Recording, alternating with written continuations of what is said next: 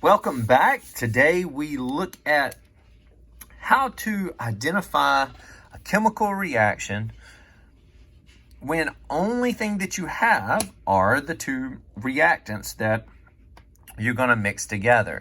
Now this process is not nearly as difficult as it may seem, that because we're pulling stuff away from an entire chemical reaction, but and the reason that it's not as difficult is because there are giveaways for each of the five reactions. Now we're going to look at the four basic reactions.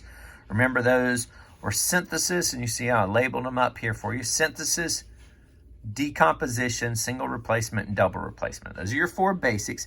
And then you also have combustion reactions. And so 5 different types.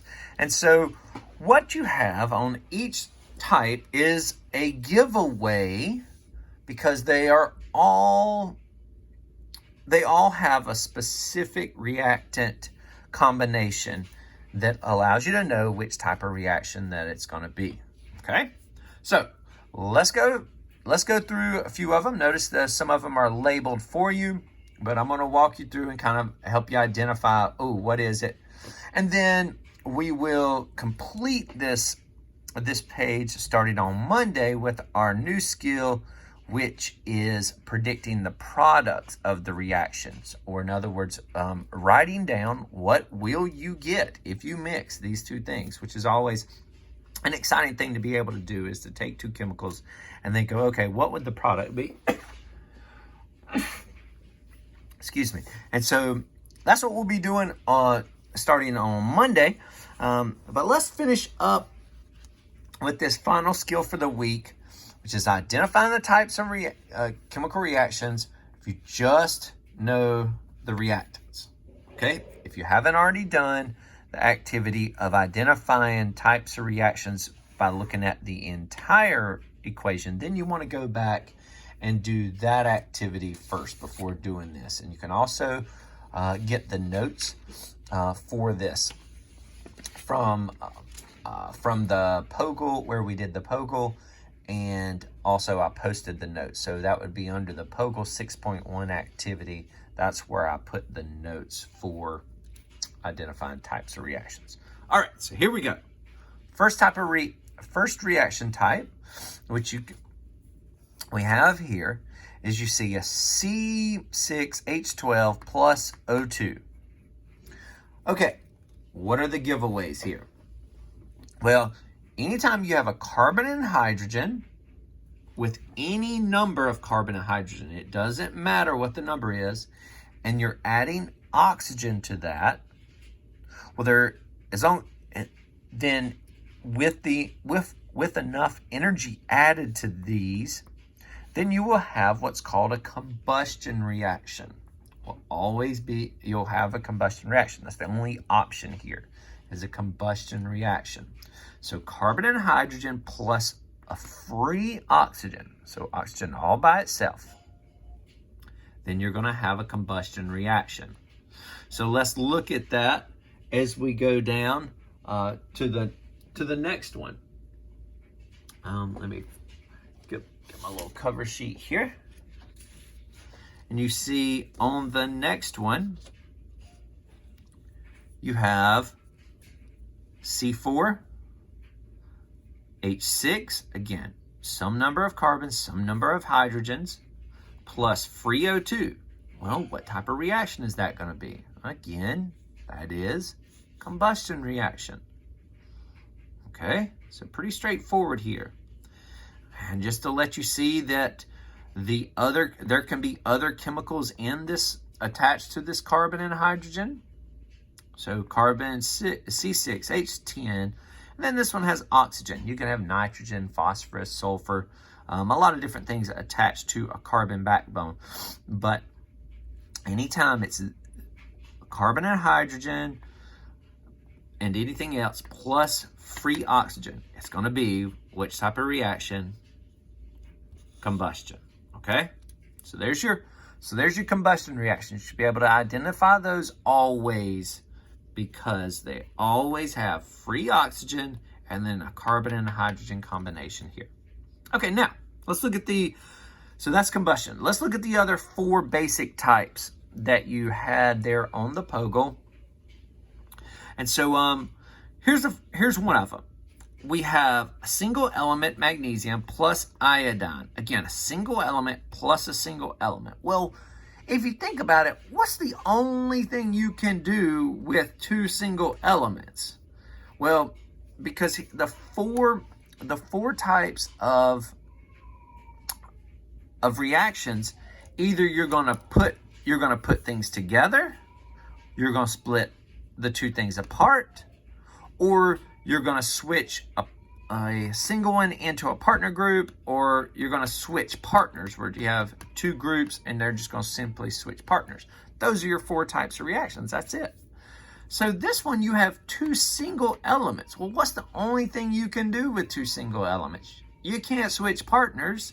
You can't break them apart because they're already broke apart. And so only thing you can do is put them together. What do we call the reaction of putting them together? It's called synthesis. And so synthesis is anytime you have 2 single elements. Okay? 2 single elements, the only thing you can do is put them together. All right, so let's look at the next one. Well, the next one we have copper chloride plus, which is hydrogen sulfide. And so it's actually dihydrogen sulfide, but so we have so here we have these 2. Well, what do we have? We have a compound plus a compound. Compound plus a compound is always going to be, what do you think? Well, it's not going to be synthesis. We're not going to put all these together. Well, we're not just breaking one thing apart because we have 2 things. That would be decomposition. And it can't be single replacement because we don't have a single element. We have to have just a single element all by itself to have single replacement. So this is always double replacement. Double replacement. 2 compounds, we're simply going to switch. They're going to switch partners. Now, we'll talk more about how they switch partners and in order to make the combinations on Monday, but double displacement. This is kind of like I always talk about. This is like going on a double date with a friend, and then you and your buddy, you and your girl, you and your friend deciding that, hey, I'd rather be with your girlfriend, and your buddy's like, oh yeah, well I'd rather be with your girlfriend. Okay, cool. And so y'all just switch partners. That's double displacement, okay? I'm not saying these are good ideas to do. I'm just saying that's what it's like. So, so double displacement. And I'll tell you a funny story from my high school prom on Monday when we do double displacement. All right, so now we're about down here. Let's look at this next one. Well, do we have an element or a compound here? We have a compound. It has O and H in it along with sodium, so that means it actually has a polyatomic ion, which doesn't change the fact this is a compound. What about this one? Compound. Compound, compound, just like the one above. Anytime you have 2 compounds, it's going to be double displacement. They're going to switch partners.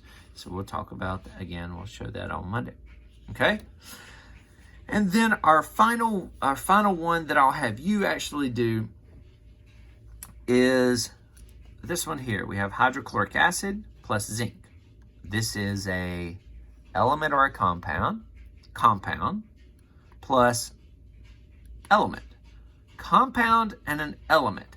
As long as the single element is not O2, which we had up here in combustion reactions, single elements O2, and we have carbon and hydrogen combination on the other one, then that's combustion.